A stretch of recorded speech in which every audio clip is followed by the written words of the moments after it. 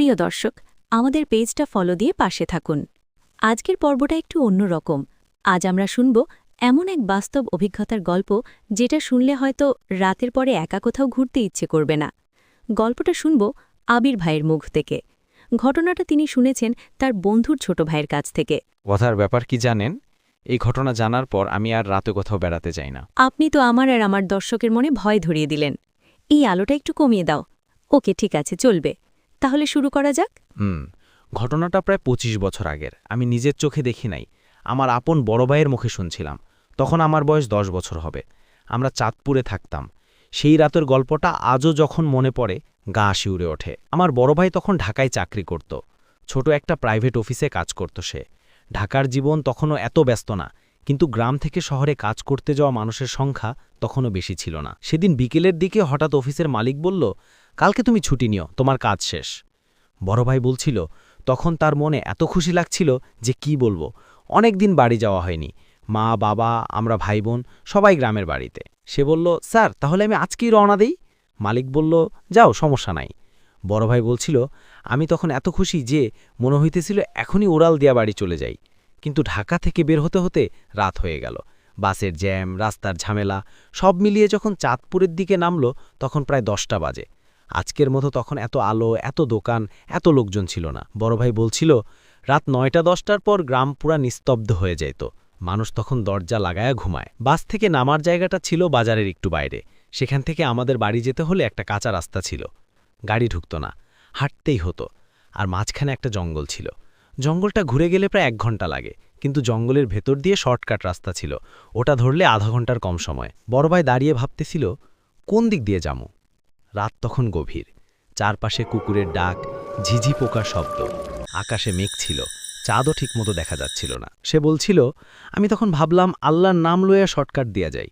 বিসমিল্লা বলে হাঁটা শুরু করল। জঙ্গলের রাস্তা ধরার আগেই একটু খোলা জায়গা ছিল। সেখান দিয়ে হাঁটতে হাঁটতে হঠাৎ সে দূরে একটা মানুষ দেখতে পেল। একটা লোক দাঁড়িয়ে আছে। লোকটা যেন একই রাস্তা ধরে সামনে যাচ্ছে। বড় ভাই একটু স্বস্তি পেল। নিজেই বলছিল, তখন মনে হইল, আচ্ছা, আরেকজন মানুষ আছে, তাইলে ভয় কিসের। সে হাঁটতে হাঁটতে লোকটার দিকে এগোতে লাগল। কিন্তু অদ্ভুত ব্যাপার, যখন সে আরেকটু কাছে গেল, লোকটা নাই, একেবারে নাই। বড় ভাই থেমে গেল, চারপাশে তাকালো। কোথাও কেউ নেই, শুধু গাছের কালো ছায়া, বাতাসে পাতার শব্দ। সে বলছিল, আমার বুকটা তখন কেমন ঠান্ডা হয়ে গেল। সে নিজের মনে বলল, হয়তো চোখের ভুল। আবার হাঁটা শুরু করল। জঙ্গলের ভেতরে ঢুকতেই পরিবেশটা বদলে গেল। গাছগুলো অনেক বড়, ডালপালা এমনভাবে ঝুলে আছে যেন মাথার উপর কেউ দাঁড়িয়ে আছে।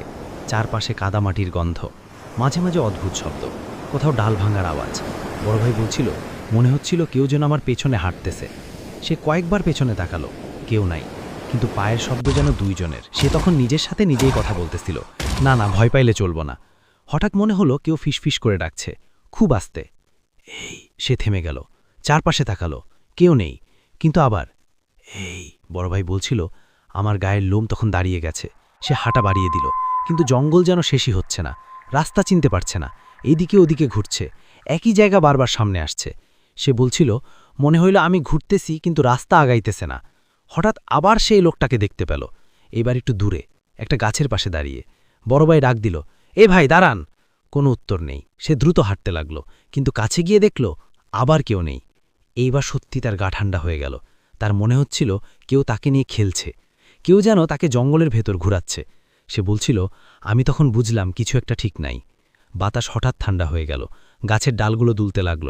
মনে হচ্ছিল জঙ্গলটা যেন নিঃশ্বাস নিচ্ছে। হঠাৎ পায়ের নিচে কাদা, সে পিছলে পড়ল, ধপাস করে পড়ে গেল পানির মতো কাদার মধ্যে। চারপাশে অন্ধকার। সে উঠতে গেল, ঠিক তখন মনে হলো কেউ তাকে ধাক্কা দিল। সে আবার পড়ে গেল। বড় ভাই বলছিল, আমি কসম খায়া কইতে পারি আমার গায়ে কেউ লাগছিল, কিন্তু কাউকে দেখা যাচ্ছিল না। হঠাৎ মনে হলো কেউ পা টানছে কাদার নিচের দিকে। সে চিৎকার করল, কে কে আছে? কোনো উত্তর নেই, কিন্তু টান বাড়ছে। মনে হচ্ছিল কেউ কাদার নিচে টেনে নিচ্ছে। সে হাত দিয়ে মাটি আঁকড়ে ধরল, শ্বাস নিতে কষ্ট হচ্ছিল। বড় ভাই বলছিল, আমি তখন বুঝলাম আজকে মনে হয় শেষ। চারপাশে এমন নীরবতা যেন পুরো পৃথিবীতে আর কেউ নেই। ঠিক তখন দূরে একটা শব্দ ভেসে এলো, মসজিদের আজান, ফজরের আজান। আল্লাহু আকবার, আল্লাহু আকবার। সেই শব্দ কানে আসতেই যেন সবকিছু থেমে গেল। পায়ের টান বন্ধ, বাতাস থেমে গেল। বড় ভাই ধীরে ধীরে উঠে বসল, চারপাশে তাকালো। সে এখনও জঙ্গলের ভেতর, কিন্তু সামনে একটা রাস্তা পরিষ্কার দেখা যাচ্ছে। সেই রাস্তা ধরে হাঁটতে হাঁটতে কিছু দূরে গিয়ে সে দেখতে পেল গ্রামের মসজিদ। মসজিদের সামনে কয়েকজন মানুষ দাঁড়িয়ে। একজন বলল, এই কে, এত কাদা লাগছে কেন? বড় ভাই হাঁপাতে হাঁপাতে বলল, আমি জঙ্গলে আছিলাম। লোকটা অবাক হয়ে বলল, কোন জঙ্গল? বড় ভাই রাস্তার দিকে দেখালো। লোকগুলো একে অন্যের দিকে তাকালো। তারপর একজন বলল, এই দিক দিয়ে তো জঙ্গল নাই। বড় ভাই অবাক হয়ে গেল। সে পিছনে তাকালো। যেদিক দিয়ে সে আসছিল সেদিকে সত্যিই কোনো জঙ্গল নেই, শুধু খোলা মাঠ। বড় ভাই বলছিল, আমি তখন আর কিছু বলতে পারি নাই।